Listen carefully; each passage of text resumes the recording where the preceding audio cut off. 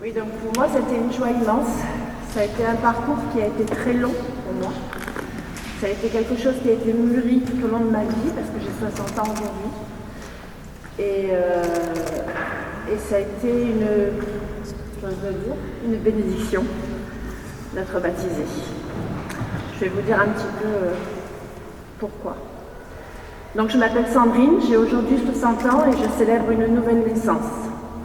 Mon baptême n'est pas seulement un rite, c'est le symbole d'une transformation profonde, d'un chemin parcouru pendant ces plusieurs semaines, depuis une enfance marquée par la douleur et l'instabilité. Mon enfance a été une succession de défis, la séparation de mes parents, des humiliations, des absences parentales et un sentiment constant d'abandon. Ces expériences ont laissé en moi des cicatrices profondes, une méfiance envers le monde, les gens et une solitude pesante. J'ai longtemps cherché un sens à ma vie, une lumière dans l'obscurité. Un jour, au plus fort de ma détresse, j'ai crié vers Dieu sans vraiment savoir s'il m'entendait. Et à ma grande surprise, une paix inexplicable a envahi mon cœur. Ce moment a été pour moi le début d'un cheminement vers la foi, mais difficile pour moi de l'avouer à ma famille où le simple mot Dieu était un tabou. Il m'aura fallu devenir mamie pour accepter, oser et partager ma foi.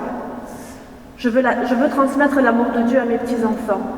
Je me devais de rentrer dans la vérité.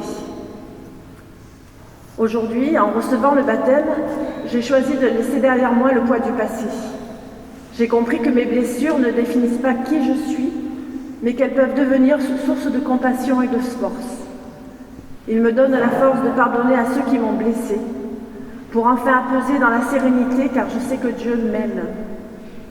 Je me tourne vers l'avenir avec espoir, sachant que je ne suis plus seule. Je fais désormais partie d'une famille spirituelle, l'Église, qui m'accueille avec amour. Je rends grâce à Dieu pour sa fidélité, pour les personnes qu'il a placées sur mon chemin et pour cette nouvelle vie qui commence. Que mon témoignage puisse être une lueur d'espérance pour ceux qui traversent encore l'obscurité.